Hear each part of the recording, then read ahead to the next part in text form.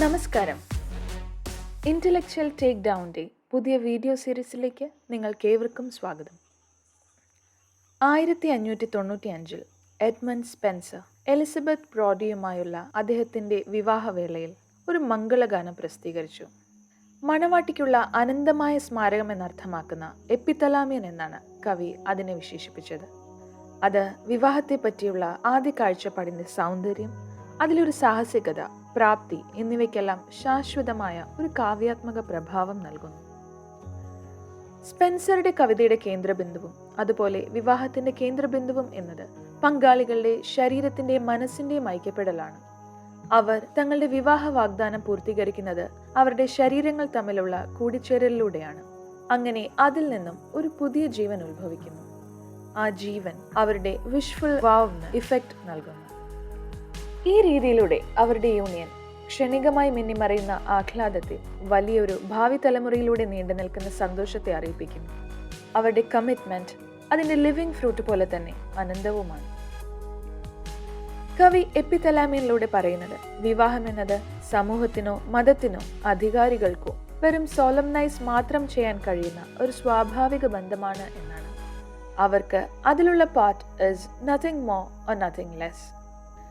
ഓരോരുത്തർക്കും തന്റെ ദാമ്പത്യത്തിൽ ഒരു പങ്കുള്ളതിനാൽ വരൻ പ്രപഞ്ചത്തെ മുഴുവനും തന്റെ വിവാഹത്തിന് സാക്ഷിയായി വിളിക്കുന്നു. Fast forward to the year 2006. Advertising എക്സിക്യൂട്ടീവായ ജോൺ പാർട്ടില്ല പ്രാദേശിക വാർത്താ അവതാരകയായ കാരൽ ആൻ റിഡലിനെ കണ്ടുമുട്ടുന്നു. സമാന ചിന്താഗതിക്കാരും ഊർജ്ജസ്വലരുമായ അവർ ഉടനെ തന്നെ കൂട്ടുകാരാകുന്നു. അതിനുശേഷം 5 വർഷത്തിനുള്ളിൽ തന്നെ അവർ വിവാഹിതരാകാൻ തീരുമാനിക്കുന്നു. എന്നാൽ ന്യൂയോർക്ക് ടൈംസ് അവരുടെ വിവാഹത്തെപ്പറ്റി ഒരു പത്ര റിപ്പോർട്ട് ചെയ്തപ്പോൾ അത് ചില വിവാദങ്ങൾക്ക് തിരികൊളുത്തിയിരുന്നു. പാർട്ടിലയും റിഡിലും അവരുടെ മക്കളുടെ പ്രീ കിൻഡർ ഗാർഡൻ ക്ലാസ്സിൽ വെച്ച് കണ്ടുമുട്ടുമ്പോൾ അവർ ഇരുവരും വേറെ വിവാഹം കഴിച്ചിട്ടുണ്ടായിരുന്നു. യഥാർത്ഥത്തിൽ അവരുടെ കുടുംബങ്ങൾ സുഹൃത്തുക്കളായി ഒരുമിച്ച് അവധിക്കാലം പോലും ചിലവഴിക്കുക പതിവായിരുന്നു. അവർ പറഞ്ഞതുപോലെ rather than quote deny their feelings and live dishonestly unquote, അവർ തങ്ങളുടെ ഇണകളെയും മക്കളെയും ഉപേക്ഷിക്കാൻ തീരുമാനിച്ചു. അവർക്കാകെ തോന്നിയത് അവരുടെ വികാരങ്ങൾ മാത്രമാണ്.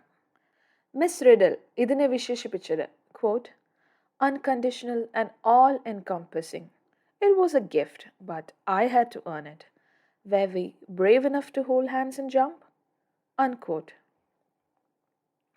എപ്പിത്തലാമിയൻ പോലെ തന്നെ ടൈംസ് വെഡിംഗ് റിപ്പോർട്ട് വിവാഹത്തെക്കുറിച്ചുള്ള ഒരു പ്രത്യേക വ്യൂ ഉൾക്കൊള്ളുന്നു. നമ്മളുടെ രാജ്യത്തിലെ മാരേജ് ഡിബേറ്റ്സിലും ഈ 2 വ്യൂസും തമ്മിലാണ് ഡിബേറ്റ് ചെയ്യപ്പെടുന്നത്. സ്പെൻസറുടെ വിവാഹ കവിത ഒരു ആദർശത്തെ ആലപിക്കുന്നു. കവിതയെ ഒരു ഗദ്യമായി വിവർത്തനം ചെയ്യുമ്പോൾ വിവാഹത്തെ കോംപ്രിഹെൻസീവ് യൂണിയൻ ആയിട്ടാണ് ഇത് കാണുന്നത് എന്ന് നമ്മൾക്ക് പറയാം. ഭാര്യ ഭർത്താക്കന്മാർ ശാരീരികമായും അതുപോലെ തന്നെ മാനസികമായും യോജിക്കുന്നത് പരസ്പര സമ്മതത്തോടെ ആരംഭിക്കുകയും സെക്ഷൽ ഇന്റർകോഴ്സിലൂടെ സീൽഡ് ആവുകയും ചെയ്യുന്നു. ബോഡിലി യൂണിയന്റെ കംപ്ലീഷൻ വഴി ഒരു പുതിയ ജീവൻ ഉത്ഭവിക്കുന്നതിലൂടെ സമാനതകളില്ലാത്ത broad sharing of domestic life കുടുംബജീവിതത്തിൽ കണ്ടുവരുന്നു. And therefore a commitment of permanence and exclusivity. Comprehensive union സ്വതേ വിലപ്പെട്ടതാണ്. എന്നാൽ കുട്ടികളുടെ ക്ഷേമവുമായുള്ള അതിൻ്റെ ബന്ധം വിവാഹത്തെ ഒരു പബ്ലിക് ഗുഡ് ആക്കുന്നു. അതുകൊണ്ട് അത് ഭരണകൂടങ്ങൾ അംഗീകരിക്കുകയും പിന്തുണയ്ക്കുകയും ചെയ്യുന്നു. ഇതിനെ കോൺജുഗൽ വ്യൂ ഓഫ് മാരേജ് എന്ന് പറയുന്നു. പാർട്ടില റിഡിൽ വിവാഹകഥ ഒരു കവിതയായിരുന്നില്ലെങ്കിലും ലോകത്തിലെ ഒരു പ്രശസ്ത പത്രത്തിൻ്റെ സ്റ്റൈൽ സെക്ഷനിലെ ഒരു ഫീച്ചേർഡ് ആർട്ടിക്കിൾ ആയിരുന്നു. അത് മറ്റൊരു പ്രോമിനന്റ് പാറ്റേണിൻ്റെ എക്സ്ട്രീമിറ്റി പ്രകടിപ്പിക്കുന്നു. ഒരു റൊമാൻറ്റിക് പാർട്ണർഷിപ്പിനും ഡൊമസ്റ്റിക് ലൈഫിനും കമ്മിറ്റഡ് ആയ 2 പേരുടെ യൂണിയൻ ആയിട്ടാണ് ഇത് വിവാഹത്തെ കാണുന്നത്.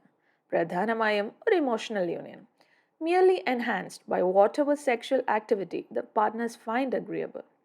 അത്തരം റൊമാൻറ്റിക് യൂണിയൻസ് ഇമോഷൻസ് ലാസ്റ്റ് ചെയ്യുന്നത് വരെ വിലപ്പെട്ടതായി കണക്കാക്കപ്പെടുന്നു. ഇതിനെ റിവിഷനിസ്റ്റ് വ്യൂ ഓഫ് മാരേജ് എന്ന് വിളിക്കുന്നു. പാർട്ടില റിഡിൽ സ്റ്റോറി വ്യക്തമാക്കുന്നത് പോലെ വിവാഹത്തെക്കുറിച്ചുള്ള റിവിഷനിസ്റ്റ് വ്യൂവിൽ പെർട്ടിക്കുലർലി ഹോമോസെക്ഷലായി ഒന്നും തന്നെയില്ല. In fact it informs many male female relations in today's world. എന്നാൽ ഇവയും സെയിം സെക്സ് റിലേഷൻഷിപ്സും തമ്മിൽ എടുത്തു പറയത്തക്ക വിധത്തിൽ വലിയ വ്യത്യാസങ്ങളും കണ്ടുവരുന്നില്ല. രണ്ടിലും കാണപ്പെടുന്നത് ഇൻറ്റൻസ് ആയ ഇമോഷണൽ യൂണിയനാണ്. അതിനാൽ പല രാജ്യങ്ങളിലും ഈ കൂട്ടരും അവരുടേത് ഒരു വിവാഹം എന്ന് പറഞ്ഞു വരുന്നു. ഇൻ കോൺട്രാസ്റ്റ്, കോംപ്രിഹെൻസീവ് യൂണിയൻ ഒരു പുരുഷനും സ്ത്രീക്കും തമ്മിൽ മാത്രമേ രൂപപ്പെടുത്താൻ സാധിക്കുകയുള്ളൂ. അതിനാൽ സെയിം സെക്സ് സിവിൽ മാരേജ് നടപ്പിലാക്കുന്നത് ഇൻസ്റ്റിറ്റ്യൂഷൻ ഓഫ് മാരേജിന്റെ എക്സ്പാൻഷൻ അല്ല, മറിച്ച് ഒരു റീഡെഫിനിഷനാണ്.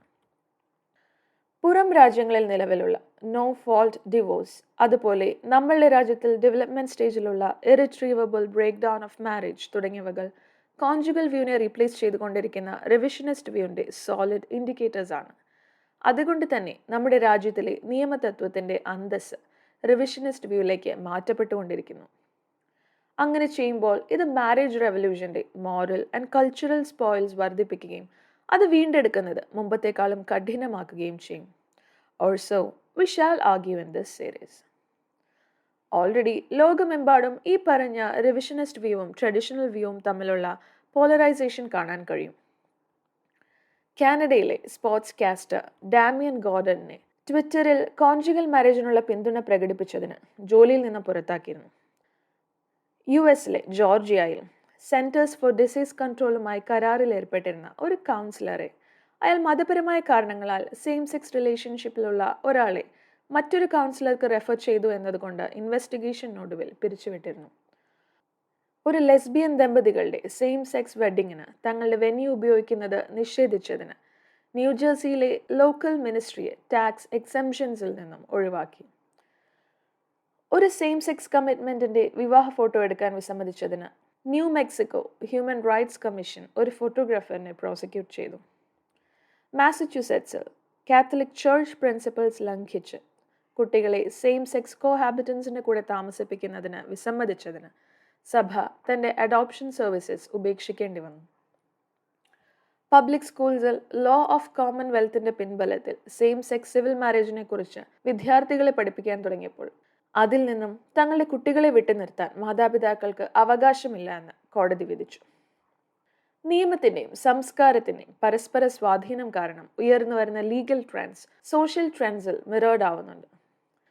റിവിഷനിസ്റ്റുകളുടെ ഇടയിൽ കോൺജുഗൽ വ്യൂ ബിഗട്രി ആണെന്നുള്ള കാഴ്ചപ്പാട് ശക്തിപ്പെടുന്നതിന്റെ ഒരു ഉദാഹരണമായിരുന്നു വാഷിംഗ്ടൺ പോസ്റ്റ് സ്റ്റോറി ഒരു കോൺജുഗൽ വ്യൂ അഡ്വക്കേറ്റിനെ വിവേകവും ചിന്താശേഷിയുള്ളവനും എന്ന് വിശേഷിപ്പിച്ചതിന് അവർ പത്രപ്രവർത്തന പക്ഷാപാതമാണ് കാണിക്കുന്നത് എന്നുള്ള മുറവിളികൾ നേരിടേണ്ടി വന്നത്.